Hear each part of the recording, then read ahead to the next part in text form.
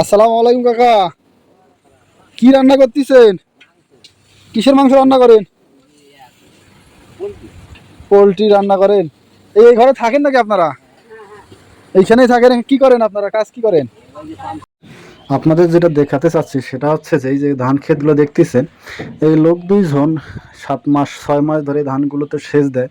তাদের ব্যক্তিগত জমি না, তারা মানুষের কাজ করে এবং এই নির্দিষ্ট সময় 6-7 মাস কাজ করার পর তাদের দুইজনকে একজনকে করে 50 মণ করে ধান দেওয়া হয়। সেই অনুযায়ী তারা এখানে থাকে এবং খাওয়া দাওয়াটা নিজেরই। হ্যাঁ, এই 6-7 মাস কষ্ট করে ফাঁকা জায়গার ভেতর থেকে জমিগুলোতে সেচ দেয়। পরবর্তী কথাগুলো আপনারা নিজেরাই শুনতে পাবেন। ও, এই যে পাম্প চালান এখানে, এখানে একসঙ্গে দুইটা পাম্প চলে? হ্যাঁ,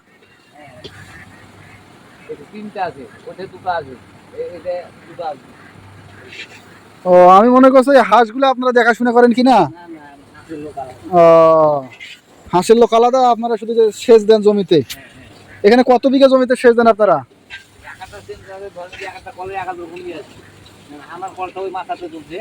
হ্যাঁ, আপনার এই দুইটা পাম্প 250 বিঘা জমি আছে?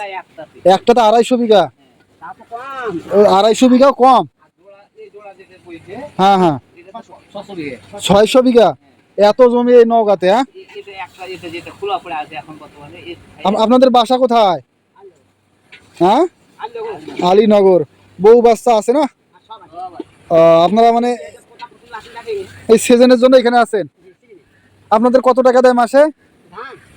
মানে আপনাদের ধানের হিসাব বলতে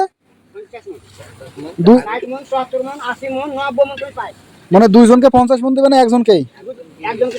একজনকেই 50 মণ। যদি 1000 টাকা করে হয় তাহলে 50,000। তার থাকা লাগবে 3 মাস।